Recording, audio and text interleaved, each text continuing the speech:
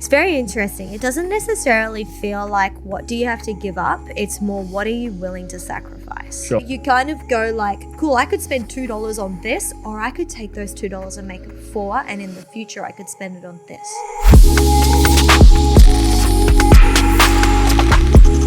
Hey, and welcome to Influencing Society podcast, a podcast that's going to develop your leadership, it's going to sharpen your faith and help you influence your world for good and for God. My name is Chris Ensby, and I'll be the host of the podcast today. And today I am here with Rebekah Strachan. Welcome to the podcast, Beck. Thank you. It's a pleasure to be here. And Beck, you are most well known for Raw by Beck. That is correct. Tell me about Raw by Beck.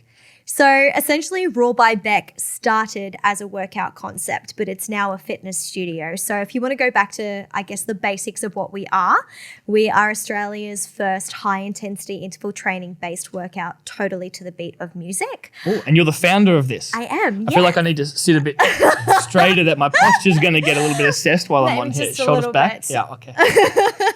And so way back in the day, about 4 years ago, I noticed a gap in the market where there was a lot of group fitness workouts out there, but nothing that was revolutionary and fun and actually made people really want to enjoy working out. And So I kind of set out to create that. And so that's what Raw by Beck is. And now obviously we have a studio. Great, congratulations. And it's doing really well. It is, yeah. So we celebrated 3 years of the studio in December last year.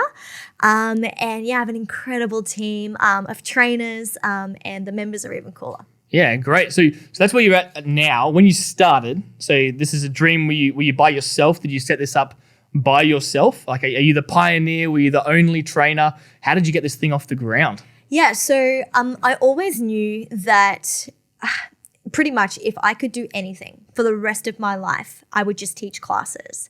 I was a personal trainer and a group fitness instructor for a commercial gym. And I just noticed that there was this, I guess, trade-off where PT earned a lot more money. It was kind of my bread and butter, and Sure. Group fitness was the thing that I just loved to do. And I would look forward to these classes and it would be in the prime time of PT. And so I kind of had to make the decision, am I going to do what I love, or I'm going to do the thing that's going to earn me more money? Right, it's a bit of a gamble. Yeah. And it just got to the point that it was probably maybe 6 months into running my personal training business that I just went, okay, something's got to change. And so I just posted on Facebook that I was going to run these small group training HIIT workouts where legally in the gym I was allowed to train up to 4 people at a time. I posted this, it was on an Easter break, and within 12 hours I had 25 sessions booked in. Yeah, well. And so I just knew, hang on a second, people are wanting something like this. And so I just started running these group fitness classes, 4 people at a time on the gym floor. And it very quickly became my PT business. Yeah, well. And very quickly, all the other trainers in the gym were kind of like, look, we love what you're doing, but you're loud. You're causing a disturbance to us. Can you just go into the group fitness studio of the gym when it's not being used? Sure. And so I approached the gym that I was working at and they said, yeah, absolutely, you can go in there, but you've got to pay for it. Right. On top of your PT rent. And so I went, yep, cool, absolutely, I'll do that. What are the guidelines around it? And instead of me legally being able to train 4 people at a time, I was able to train up to 60 at a time. I could use the sound system. Like, it was just opened to this whole new world. And so I started running these classes just as I was on the gym floor. But then all of a sudden, my 25 sessions a week became 1 session a week. Sure. And I put all these people into one. And then all of those people wanted to do 2. And so then I created 2 and then 3. And it just kind of grew from that, that we set up a membership model. And it was literally me, just me running these workouts. Yep. And then I was like, I can use music. And so then it was almost like all my spare time was spent learning licensing around music and what could I legally do with that. And you became a business owner, not just a trainer. Exactly. Set it up from the get-go. And this is the thing that has just been so incredibly evident in everything I'm doing, is that the right people have been in my life at the right time. And so one of my PT clients actually said to me, I think you need legal advice. You need to get this thing protected from the beginning. Referred me to a law firm that we still work with today, who taught me about intellectual property, structuring of a company, protecting myself, getting everything set up right in the early days where literally everything I was earning, I just put straight back into the business to just grow it with this big picture, I guess, dream. Yeah. Did you have any legal problems at the start that you had to get on top of? Yes.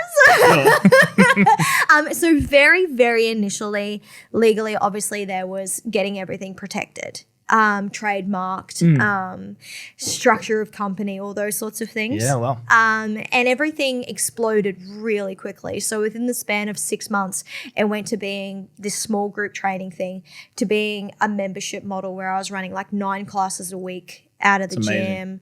I had then created like a replicable program. So cardio, strength, core, stretch, like all these different program formats, where I then started training other trainers how to teach it. And we created what is the Raw by Beck business model. Yeah. However, what happened is that as all of this grew, the gym that I was working out of kind of went, hang on a second. Yeah, well, so really challenging season. So 2 questions off that. Firstly, to new small business owners going through their startup, what advice do you have for them in this process? You sound like getting legal on board was a great step. So for new business owners, and as we come out of whatever we're going through now, I'm sure there'll be more of that.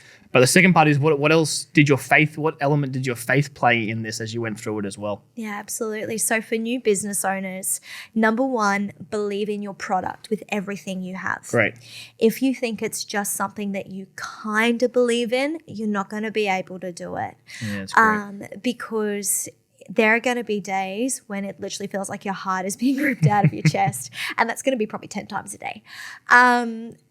All your energy resources have to go to it.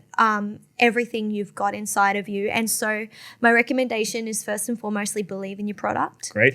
Secondly, back it with everything you've got. And don't allow yourself to be bogged down on what you think other people are thinking of you. Sure. A lot of people I find get a little bit maybe embarrassed, or they think, oh no, I actually can't put it out there in the world because it's not ready or it's not perfect. Yeah, right. Just do it. Yeah. Put it out and back it. People aren't wanting a fine-tuned, beautiful product from the get-go because nothing is what it was a year ago, a week ago. Sure. You know? And so you've got to put it out there and allow yourself to evolve. The next element of that is get yourself sorted legally. Yeah. So company structure, get an incredible accountant on board, get your terms and conditions, or, whatever your business model is. Yeah, great. If you've got an invention, get it trademarked, get it patented, whatever that is. All your intellectual property, get it down. Everything. Great. And have a business plan. So look at your big picture dream and work down from that. Yeah, great. And you don't necessarily have to know, how do I get there? But you just need to know the next step. And so if you kind of go, all right, big dream is I want to have studios all over the world. I want to train, millions of people, change lives, blah, blah, blah, blah. What's my That's next your big step? vision? Maybe. Is that how you cast it? I don't know, maybe. I'm not giving anything away. But the next step is this. Yeah, great. And so in order for me to go there, what do I need to do today to get closer to that? Really good. Faith element of it, I have no idea how I could have ever gotten through this period without my faith. Yeah. Having the right people in your life to impact you, to speak into your life, to influence your well-being. And who were they for you? Who are those right people, those right voices? So number 1 was my dad. Great. My dad is an incredible businessman and a really level-headed thinker. So I would have him on speed dial and run everything by him. And he was just there to support me every step of the way. So he was number 1. Number 2 is I got a mentor. Right. So my number 1 recommendation is have someone in your life that has been there and done it. A business mentor, personal mentor? It really depends upon what it is that you're wanting. Mine was kind of like a combination. Right. and probably adding like psychologists and like everything else. Were they removed a bit from your business and life? So almost like an independent third party with an external viewpoint? Great. Absolutely. So my mentor back in that day is still my mentor today. I spoke with her yesterday. Yeah. Like, it's having that person in your life who is able to objectively, especially when you are so invested in something, we get so overwhelmed with our emotions and what's going on in the world. Absolutely, we do. That we can't always see big picture. Let's just remove myself from this and have a look. And so having them to kind of be able to bounce ideas off, talk stuff through. But then on that too is something that was an absolute non-negotiable to me, and it always has been and always will be, is to still prioritize time with God. Yeah, great. And still prioritize, like, I was absolutely exhausted. The last thing I wanted to do was put clothes on and come to church. Sure. Absolutely, yeah. But without fail, every week I was like, no, that's what I need to do to make sure that I position myself. And it's not even necessarily because, yes, absolutely, you can get God time wherever you are. But for me, it was the act of removing myself from my environment and putting myself in a place where, and it's what I preach to my members now, that's why we have a gym. Like, you go there for the environment. Yeah.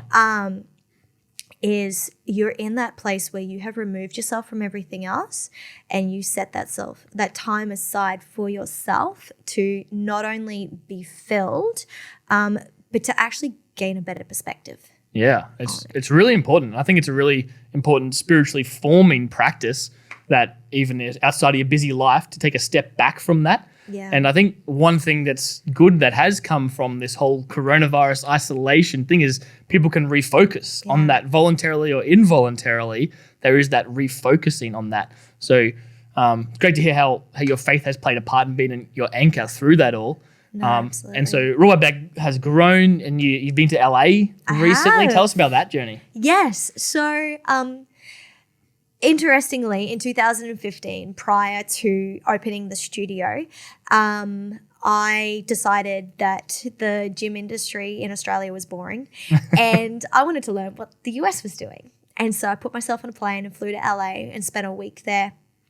And just went to every fitness studio that I possibly could, took photos of their receptions, their booking systems, learnt how they ran their businesses, because LA in and of itself is a place where someone will very easily spend $500 a month on a group fitness membership. Really? Absolutely. And $500 a month? Yeah. What do you charge? Me? Yeah, what do you? Like 100. Yeah, right. 60? I'm like, something like that. 500 US. Yeah. And like, people pay $1,000 for a personal training session over there. Incredible. It's just this whole different world. And so I was like, cool, what do they have that I can bring back? Keeping in mind that these were the days where group fitness boutique studios were not a thing in Australia. Right. They're everywhere now, but they weren't then. It was group fitness classes in mainstream gyms, not just the boutique stuff. Yeah, right. Commercial gyms. So it was like your Les Mills, like ding, ding, ding, ding, ding stuff. Yep. And then obviously like yoga studios were kind of starting to pop up. Yeah, right. And CrossFit boxes were a thing. Yeah. But besides that, it was literally commercial gyms, 24-hour gyms. Great. And so then I was open to this world of studios are like someone's social outing. Sure. It's a place where they go not only to get their workout, but they go to experience community. And they go, and which is something that I think like the CrossFit world has done really, really well. Create a group identity around your gym, which I've seen you do well. All the girls that go there, especially, you can tell they are ruled by Beck. This is who we are. Absolutely. And so you kind of want to establish that from the beginning, where you have like your vision. And so that's what I kind of realized from being over in LA. And so was over there, came back, and that's when I was like, this is what I want to create. This is what it's going to look like, and mind mapped and dreamed it out. And just kind of like, every day is it's kind of like when the studio did open in 2016, like being like, whoa, this is what I kind of like envisioned. And it's like here, and like long story on that too is like, we built that studio with our hands. Like I had no money at all, and I had a very big legal bill that I had to pay. And so the community built it. We DIY'd the whole thing. The only things that we actually like had like proper like tradies do were things that legally had to be signed off on. Structural side of things. Electrical, structural, plumbing, those sorts of things. So your vision was big enough that finances got attracted to it almost, or that your resources were secondary. Your vision was first. Absolutely. And then everything else kind of fell into place. Absolutely. Like my personal budget didn't matter. It was literally like, this is all I need to survive, and I'm so happy to live on that if it means that this can actually go forward. Sure. And so, we just kind of like, we had members who would show up. I remember one day I had a member show up and just give me $500. Yeah, wow. You know, like they believed in it. Absolutely, believe in the vision. And so with LA, that's kind of like how my like heart kind of started getting connected to LA, and I was like, oh my gosh, this is this world. And so I've just consistently gone back and back and back. When the studio first opened, obviously I couldn't go for a couple of years, but then started going back, and every time I went back, it was really interesting. Like first time there, I was like, hey, I've got this dream, I'm learning from you guys. And then next time was like, hey, I'm thinking about opening a studio. And then it's like, hey, I'm this trainer who owns this gym. And all of a sudden you're kind of like, you're taken seriously. Yeah, right. You know, and even when they're like, oh yeah, cool, let me look up that on Instagram. Oh, you are legit. Yeah. Oh, cool. Like, and so every time I go, I would literally just be like, I'm looking at launching something. This is my dream. Hey, like, can I take you out to coffee? Can I have a conversation with you? And so just continue to create connections and be genuine. Wow. And then the way that the LA opportunity worked was literally, I went to a group fitness class, became really good friends with this girl, happened to be group fitness studio manager of Aloe Yoga, right, which is this big lifestyle yoga brand, kind of like Lululemon is here in Australia. Right. It's big time. Big time. And they have these beautiful stores all across the US, but they just launched this like hybrid where they were opening group fitness studios connected to their retail stores. Very cool. And all that they ran at that point in time was yoga classes, and they were looking at bringing in like feature trainers who had their own signature program to attract more people to their space. And so because she knew me, and then they'd had this meeting and she was like, I know someone from Australia who has her own program. She's created this thing, blah, blah, blah.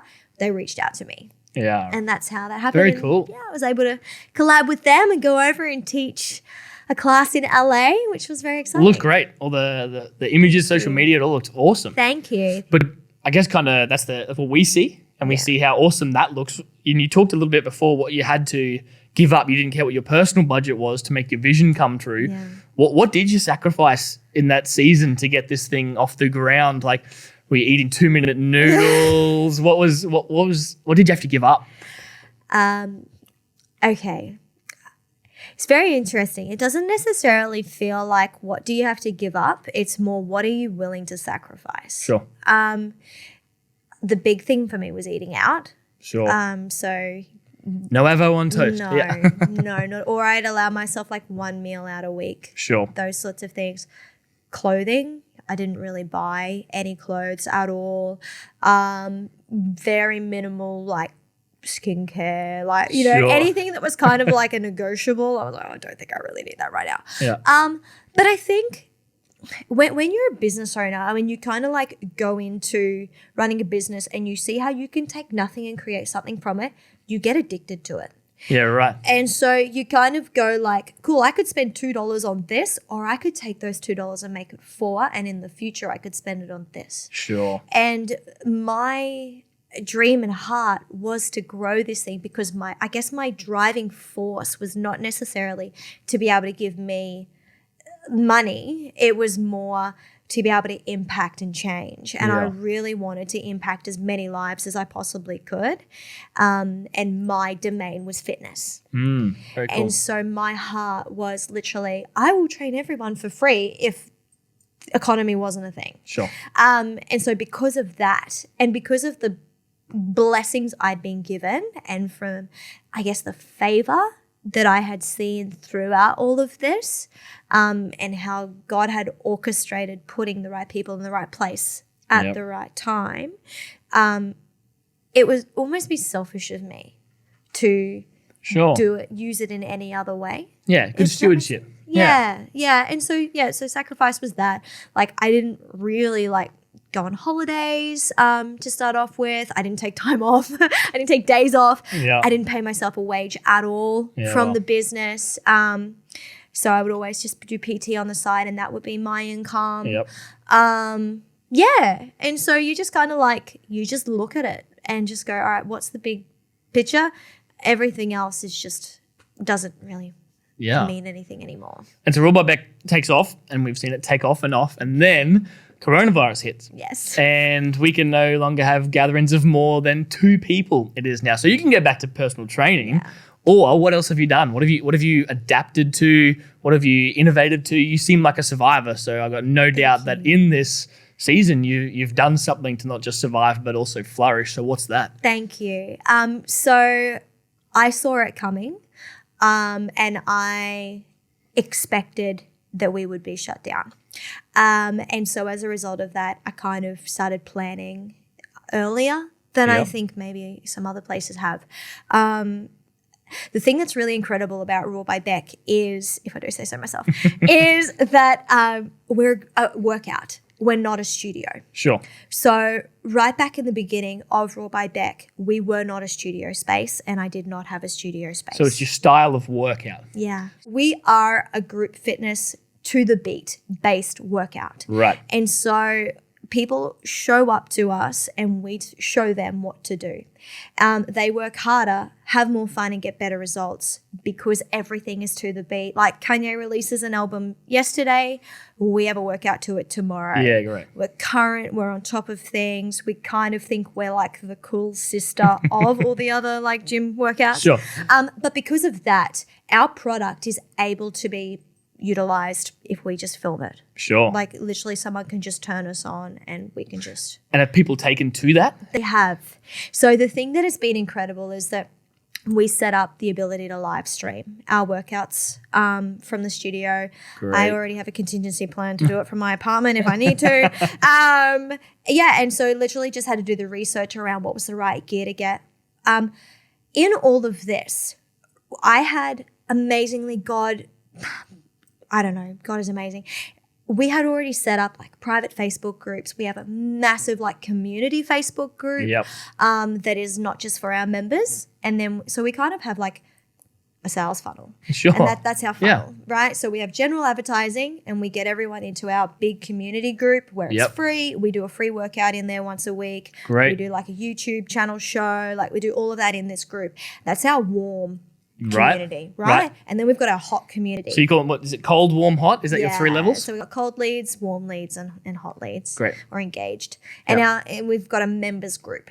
And that members group are our like, they have my time. They're the core, they're the heart. Yeah. Yep. They are my people that I give all my attention to. Yep.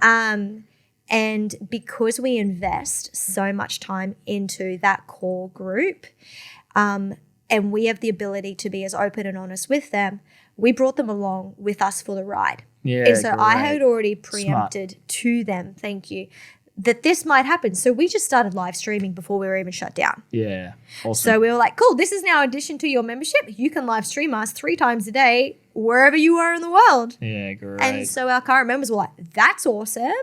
And so then we launched an online program and like an online membership where people could just be an online member or you could be a studio member. And whatever our online membership got, our studio membership got just already what they were paying. It's awesome. Which is great. When we were shut down. And like, let's be honest, ScoMo announced at like 8 p.m. on Sunday night that we had to be closed by 12 p.m. Monday. That's right. So half a day. Half a day. We had already set up live streaming as of the Thursday, the week before. So we'd already eased them into it. People had been practicing. And so we just went, this is what's happening. Straight in. And we just contingency planned. As a result of that, I mean, obviously there's been things that we've changed, you know, where we've changed like what they're paying for their memberships. Sure. You know, we've done everything that we can. We have a hardship clause that we've just written into our contracts. Yeah, right. You know, things like that because of the time. And this is going to be a really tough time for businesses and it's going to be a really tough time for individuals. Yeah. But the heart of what I'm doing is this. Unfortunately, I have a business I need to open on the other side. Yeah. So I'm kind of trying to meet people in the middle. Yeah. And so we now have an online training program, and we have members that have signed up from all over the world. That's great. Which is I really guess that's the cool. positive of this as well. Yeah. So moving through the other side, that's where we'll stay, the online workouts. Yeah. Will they stay as Rule by Beck grows? Yeah. And so what's 5-year Rule by Beck look like? Oh, well. Have you got that far ahead? I have a couple of ideas. Yeah. So number one, the product is able to be licensed Sure. because okay. it's a workout. Yep. So we could become the next Les Mills. Yeah, great. Where my role would be to train other trainers how to teach. Will you come back on the podcast once? Always. Remember us here? Yeah, always. Always have time for you. But then, so there's that. Second one would be whether we take on, say, like the Soul Cycle. Yep. People are familiar with Soul Cycle. Where it is like we open multiple studios. In this climate right now, the licensing model is kind of looking a lot nicer. Yeah, sure. And then obviously we've got the online live stream platform that we're wanting to do. So my heart is still to just teach. Yep. And so I would love the ability to be able to travel and teach. Great. And just inspire and motivate and help people realize that fitness is something that they don't have to do, they want to do. Yeah, that's great. Build community and let people understand that they are actually enough who they are right where they are. Yeah. And kind of like give them like a mindset shift as well as a body shift. Yeah, that's phenomenal. Yeah. That's great. So other side of COVID, it's going to be one of those. Sure. One or all of this. Yeah. Yeah. Great. We've got time for one more question. And so this is personal development. This is less business, more Beck. Yeah. What is the one thing you want to do in 2020 around yourself, your faith, your personal development, so that 2021 Beck doesn't look like 2020? What are you putting in place now for that? So what we have done initially with my team and then also with all of my members is we all chose a word for the year. And that word had to make us feel uncomfortable. Right. And it had to excite us all at the same time. And my word was grow. Right. For 2020. And it's really interesting in this current climate, looking at that being like, how can we grow? How do you grow when we're being asked to shrink? Yeah, Yep. absolutely. But what I'm understanding more and more is that this season is a refining season. Sure. And what comes out the other side of this is either someone who's gone backwards, someone who's plateaued, or someone who's grown. And It's true. it has been, even in the last week, I think I've cried more in the last 7 days than what I did in the last 12 months. It has really made me go back to the absolute core of why I'm doing what I'm doing. Yeah, great. And it has shown me again and again and again how incredible my team is, how incredible the members are, and how everyone believes in the product. Yeah, and that's fantastic. So it's up to me right now to be a leader to them. And they're looking for someone to tell them that they're okay. Sure. The world is so uncertain right now that people are looking to someone, which is what we're doing to our leaders, where we just want to know that we're okay. Yeah. And for me as a leader, in order to be able to be authentic and be like, hey, I actually don't know what the future's going to hold, but I've got a plan to try and get there, I need to do a huge amount of personal development.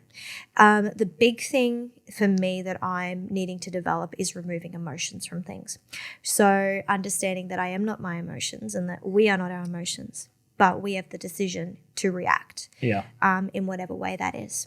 And so the only way that I can fine-tune that is by spending time with God and by enabling myself to be positioned in a place to learn from others. Yeah, amazing. And so, so a lot of like personal development for me has been a stripping back of everything and what I thought 2020 was going to look like. And we were so geared up for growth in what I thought was growth, to have pivoted so quickly and carry my team through this, carry my members through this, and carry myself through this, or enable myself to be carried by others. It's awesome. Yeah. I had a good friend say to me once that in order to grow, you have to let go. Yeah. It's that kind of, it's at heads. I want to get bigger in this, but to do that, I have to let go, release my grip on some things. Yeah. So amazing. great advice. And thanks so much for coming on the show, coming on the podcast. It's great to hear your wisdom and your drive and everything that you're doing. Thanks in for 5 years, we'll all be part of Ruled by Beck. Yes. We'll all be shredded. Yes. It's really good. Thanks for coming on the show. And thanks for tuning in today to Influencing Society podcast. We hope something has stuck with you. Maybe if you're a small business owner, something has gone into your heart in the way you want to do your business, or the way you want to carry faith through what you're doing, the way you're carrying yourself through the season, whatever it is. I hope it can help you influence your world for good and for God. We'll see you next time.